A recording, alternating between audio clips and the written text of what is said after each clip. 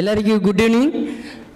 ನನ್ನ ಹೆಸರು ಬಂದುಬಿಟ್ಟು ರಂಗನಾಥ್ ಅಂತಂದು. ಬೇಸಿಕಲಿ ನಾವು ದಾವಣಗೆರೆ ಫ್ರಾಂಚೈಸಿಯಲ್ಲಿ ಹೆಡ್ ಬ್ರಾಂಚಲ್ಲಿ ವರ್ಕ್ ಮಾಡ್ತಾ ಇರೋವಂಥದ್ದು.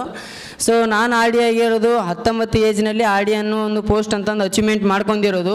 ಇದು ನನ್ನ ಅಚೀವ್ಮೆಂಟು, ಇದು ನನಗೆ ಅಂತಂದು ಸೇರಬೇಕಂತಲೇ ಇಲ್ಲ. ಯಾಕಂತಂದ್ರೆ ನನಗೆ ಸಪೋರ್ಟ್ ಮಾಡಿದಂಥ ನನ್ನ ಟೀಮು ವಿತ್ ಏನಪ್ಪ ಅಂದರೆ ನನ್ನ ಅಪ್ಲೈನ್ಸ್ ಲೀಡರ್ಗೆ ಇದನ್ನು ಏನಪ್ಪ ಅಂದರೆ ಸಮರ್ಪಣೆ ಅಂತಂದು ಮಾಡೋಕ್ಕೆ ಇಷ್ಟಪಡ್ತೀನಿ.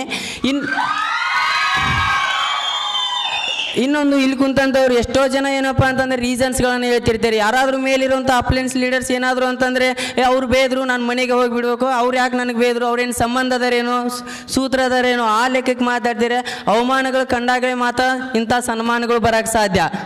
ಅದಕ್ಕೋಸ್ಕರ ಯಾರೇ ಏನೇ ಅಂದರು ನಮ್ಮ ಒಳ್ಳೇದಕ್ಕಂತಂದು ಹೇಳ್ತಾರೆ. ಯಾಕಂತಂದು ನಮ್ಮ ತಾಯಿ ಒಂದು ಮಾತು ಹೇಳ್ತಿರ್ತಾರೆ ಯಾವಾಗಲೂ, ಭೇದ ಹೇಳ್ದವ್ರು ಬುದ್ಧಿ ಮಾತಿಗೆ ಹೇಳ್ತಾರೆ, ಹೊಗಳು ಹೇಳ್ದವ್ರು ನಮ್ಮನ್ನು ಹಾಳು ಮಾಡೋಕ್ಕೆ ಹೇಳ್ತಾರೆ ಅಂತಂದು. ಭೇದ ಹೇಳ್ದಾರನ್ನ ಏನಪ್ಪ ಅಂತಂದರೆ ಫಸ್ಟ್ ಏನಪ್ಪ ಅಂದ್ರೆ ನಮ್ಮ ಬುದ್ಧಿ ಮಾತಿಗೆ ಹೇಳ್ತಾ ಇದ್ದಾರೆ ಅನ್ನೋದನ್ನ ತಿಳ್ಕೊಳ್ಳಿ. ಯಾಕಂತಂದರೆ ಅವರೆಲ್ಲರೂ ಕೂಡ ನಿಮ್ಮ ಅಪ್ಲೈನ್ಸ್ ಲೀಡರ್ಸ್ ಆದಂಥವ್ರು ಒಂದು ಮಾತು ಹೇಳ್ತಾ ಇದ್ದಾರಪ್ಪ ಅಂದರೆ ನಮ್ಮ ಒಳ್ಳೇದಕ್ಕೆ ಹೇಳ್ತಾ ಇದ್ದಾರೆ ಹೊರತು ಕೆಟ್ಟದಕ್ಕಂತೂ ಯಾವತ್ತೂ ಹೇಳೋದಿಲ್ಲ. ಸೊ ನೀವು ಕೂಡ ಆಡಿ ಅನ್ನೋ ಒಂದು ಪೋಸ್ಟ್ ಅಚೀವ್ಮೆಂಟ್ ಆಗೇ ಆಗ್ತೀರಾ. ಸೆಲ್ಫ್ ಕಾನ್ಫಿಡೆನ್ಸ್ ಅನ್ನೋದಿರಬೇಕು, ಹಾಗೇ ಆಗುತ್ತೆ, ಮಾಡೇ ಮಾಡ್ತೀನಿ ಅನ್ನೋ ನೀವು ನಿಮ್ಮ ಹತ್ರ ಒಂದು ಸೆಲ್ಫ್ ಕಾನ್ಫಿಡೆನ್ಸ್ ಇದ್ದರೆ ಏನು ಬೇಕಾದರೂ ಕೂಡ ಸಾಧಿಸ್ಬೋದು. ಯಾಕಂದರೆ ಹಠಕ್ಕಂತ ನಿಂತಂದರೆ ಇಡೀ ಜಗತ್ತನ್ನೇ ಗೆಲ್ಲುವಂಥ ಶಕ್ತಿ ನಿಮ್ಮ ಹತ್ರ ಇದೆ. ಅದನ್ನು ನೋಡ್ಕೊಳ್ಳಿ ಫಸ್ಟ್.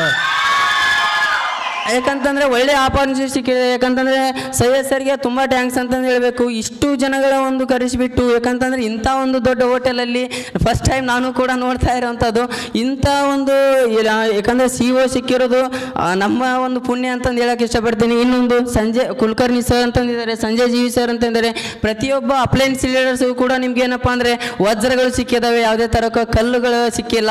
ಸೊ ಎಷ್ಟೋ ಜನ ಕಲ್ಲುಗಳನ್ನು ಹುಡ್ಕೊಂಡು ಹೋಗಿದ್ದಾರೆ, ಹೋಗಲಿ ಪರವಾಗಿಲ್ಲ. ಆ ಕಲ್ಲಿನ ಬೆಲೆ ಏನಂತಂದು ಒಂದಿನ ಗೊತ್ತಾಗುತ್ತೆ, ವಜ್ರಗಳ ಬೆಲೆ ಏನಂತಂದು ಗೊತ್ತಾಗುತ್ತೆ.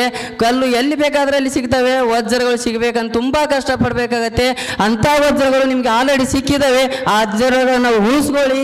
ನೀವು ಕೂಡ ಈ ಒಂದು ಬಿಸ್ನೆಸ್ಸಲ್ಲಿ ಸಕ್ಸಸ್ ಆಗಿ ನೀವು ಕೂಡ ಆದಷ್ಟು ಬೇಗ ಆಡಿಯಾಗಿ ಒಂದೊಂದು ನೀವು ಕೂಡ ಇದೇ ಥರನೇ ಬಂದುಬಿಟ್ಟು ನಿಂತ್ಕೊಂಡು ನೀವು ಕೂಡ ನಿಮ್ಮ ತಂದೆ ತಾಯಿಗೆ ಒಂದು ಸನ್ಮಾನ ಅಂತಂದು ಮಾಡಿಸಿ. Thank you so much.